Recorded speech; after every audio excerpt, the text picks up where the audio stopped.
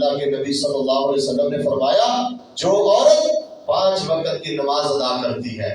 اور ماہ رمضان کے روزے رکھتی ہے، اپنی عزت کی حفاظت کرتی ہے، اپنے خاوند کی اطاعت کرتی ہے، فرمایا اللہ نے اس کے لیے کتنا بڑا انعام تیار کیا ہے۔ جو عورت یہ کام کر لیتی ہے قیامت والے دن اللہ نے کہنا ہے یہ جنت کے دروازوں میں سے جس دروازے سے چاہتی ہے داخل ہوتا ہے۔ یہ مقام ہے عورت کا۔ اگر ایک عورت اپنے خاوند کی عزت کرتی ہے، احترام کرتی ہے، اس کا خیال کرتی ہے، تو سیدہ خدیجہ رضی اللہ تعالی عنہا نے اس موقع پر نبی صلی اللہ علیہ وسلم کو صرف مانا نہیں ہے، آپ کو تسلی دی ہے، حوصلہ دیا ہے، اور پھر اس کے ساتھ ہی بہت بڑا کام کیا۔ اپنے چچا کے بیٹے ورقہ بن نوفل کے پاس رسول اللہ کو لے گئے، کیونکہ وہ بہت بڑے عالم دین تھے، وہ تورات انجیل کو بہت اچھی طرح جاننے والے تھے، اور وہ عمر کا بہت سارا حصہ گزار چکے تھے، بوڑھے ہو چکے ہیں، اور بعض نے تو یہ بھی ذکر کیا ہے کہ وہ اس وقت نابینے ہو چکے تھے، ان کی نظر جا چکی تھی۔ ورقہ بن نوفل کے پاس لے گئی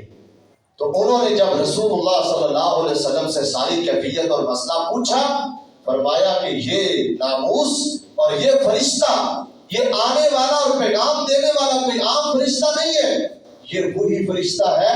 جو اس سے پہلے موسیٰ علیہ السلام پہ آیا کرتا تھا،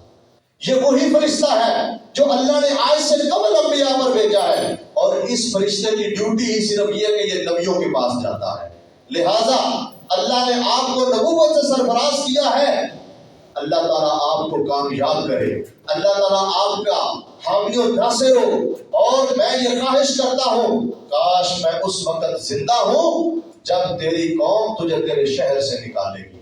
رسول اللہ صلی اللہ علیہ وسلم بڑے حیران، میری قوم مجھے مکے سے نکالے گی، وہاں سے مجھے ملک بدل کرے گی؟ ایسا نہیں ہو سکتا، وہ تو میرے ساتھ بڑا اچھا سلوک کرنے والے، میری ہر بات کی تصدیق کرنے والے ہیں۔ ورقہ بن نوفل نے کہا نہیں، جس نے بھی آج تک حق کا اعلان کیا ہے، توحید کا اعلان کیا ہے، اللہ کے کلمے کی سربلندی کے لیے قدم اٹھایا ہے، لوگوں نے اس قدر اس کی زیادہ مخالفت کی ہے، لوگ اس کے جان کے دشمن بنے ہیں، لوگ اس کی جان کے درپے ہو گئے ہیں۔ آپ نے بھی جب حق کا اعلان کرنا ہے، تبلیغ کا اعلان کرنا ہے، لوگوں نے آپ کے مخالف کھڑے ہو جانا ہے، لوگوں نے آپ کے مقابلے میں آ جانا ہے، اور ایک دن ایسا آئے گا کہ آپ کو آپ کے علاقے سے نکال دیا جائے گا۔ اللہ اکبر، یہ ایک اصول ہے، یہ بات ذہن میں رکھیں، جب بھی حق کی بات کہی جاتی ہے اس کے سامنے باطل ضرور روڑے اٹکاتا ہے، اور ان کو یہ گوارا نہیں ہوتا،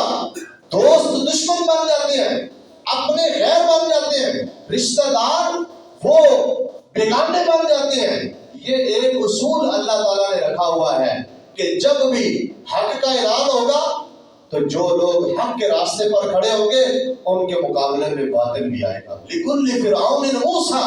ہر باطل کے لیے ایک حق ہوتا ہے۔ لِكُلِّ مُبْطِلٍ مُحِقٌّ، ہر مبطل کے لیے ایک محق ہوتا ہے۔ اس لیے ورقہ بن نوفل نے نبی علیہ السلام کو یہ خوشخبری سنائی اور ساتھ ہی تسلی دی، فرمایا کہ میری خواہش ہے کہ میں اس وقت زندہ ہوں اور میں آپ کے ساتھ ہوں۔ اسی لیے مورخین نے اور مفسرین نے اور محدثین نے یہ بات ذکر کی ہے کہ ورقہ بن نوفل کے بارے میں راجح قول یہ ہے کہ وہ نبی صلی اللہ علیہ وسلم کے صحابی تھے اور آپ پر ایمان لا چکے تھے، اس لیے کہ جب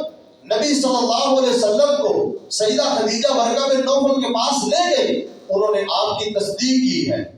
آپ کو جھٹلایا نہیں ہے، آپ کے لیے دعا بھی کی ہے، تصدیق بھی کی ہے، اور رسول اللہ صلی اللہ علیہ وسلم کو حوصلہ بھی دیا ہے، اور نبی مکرم صلی اللہ علیہ وسلم کے ساتھ مل کر کھڑے ہونے کا عہد اور خواہش بھی کی ہے۔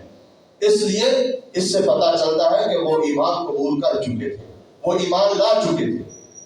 تو سیدہ خدیجہ رضی اللہ تعالیٰ انتہائی ذہین و فطین خاتون ہے، اللہ نے کیا کمال کی فطانت اور ذہانت عطا کر رکھی ہے۔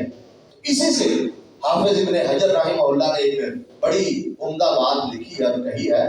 کہ جب بھی دنیا کے اندر زندگی گزارتے وقت کسی بھی انسان کو کوئی بھی عجوبہ پیش آ جائے، کوئی ایسا عجیب و غریب واقعہ اس کے ساتھ پیش آ جائے، کوئی حادثہ پیش آ جائے، تو اس کو اپنے کسی ہمدرد کے ساتھ مشورہ کر لینا چاہیے، اس کو اپنا دکھ اور درد بیان کر دینا چاہیے، اس سے انسان کی تکلیف اور پریشانی ہلکی ہو جاتی ہے، اس سے انسان کے اندر حوصلہ پیدا ہو جاتا ہے۔ تو یہ سیدہ خدیجہ کا کردار ہے رسول اللہ صلی اللہ علیہ وسلم کے ساتھ، کہ اتنا بڑا عظیم منصب ملا ہے بلا چون چرا، بغیر سوچے سمجھے، اس لیے کہ وہ نبی علیہ السلام سے شادی سے قبل آپ علیہ السلام کے ایسے اوصاف پہچان چکی تھی، اور پھر شادی کرنے کے بعد 15 سال کا عرصہ نبی مکرم کی زوجیت میں گزار چکی تھی۔ تو آپ علیہ السلام پر جب نبوت کا یہ سلسلہ شروع ہوا،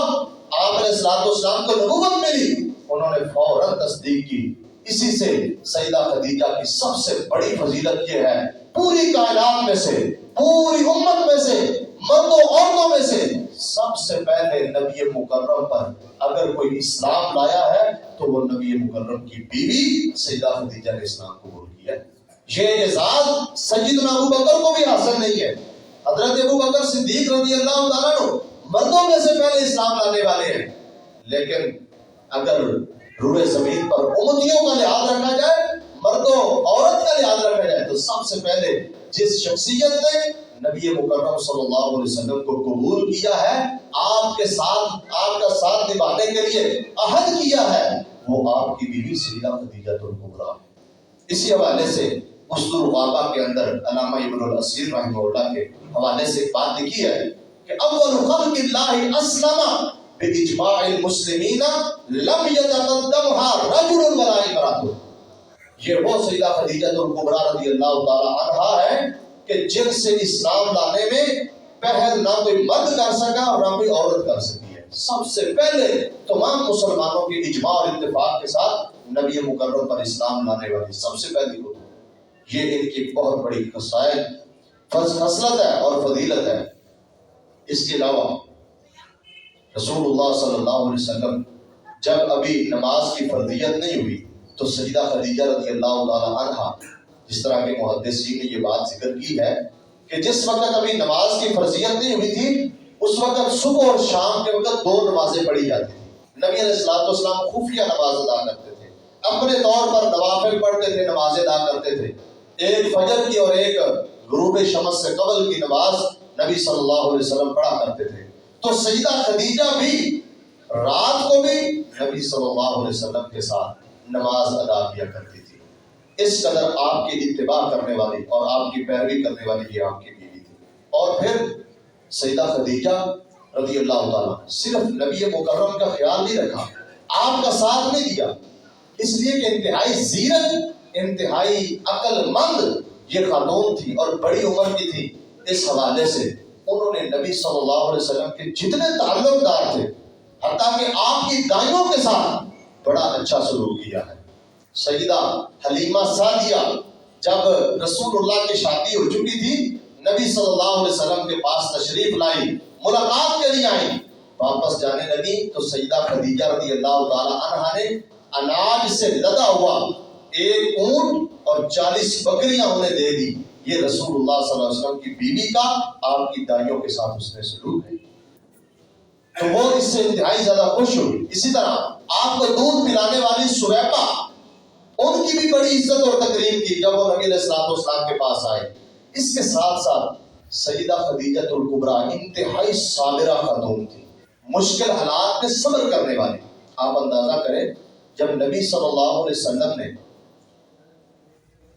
نبوت کا اعلان کیا ہے، حق کا اعلان کیا ہے، لوگ آپ کے دشمن ہو گئے۔ ابو لہب اور اس کی بیوی ام جمیل نبی صلی اللہ علیہ وسلم کی سخت مخالفت میں میدان عمل میں آ گئے، حتیٰ کہ نبی کو تکلیف دینے کے لیے، رسول اللہ صلی اللہ علیہ وسلم کو ناکام کرنے کے لیے،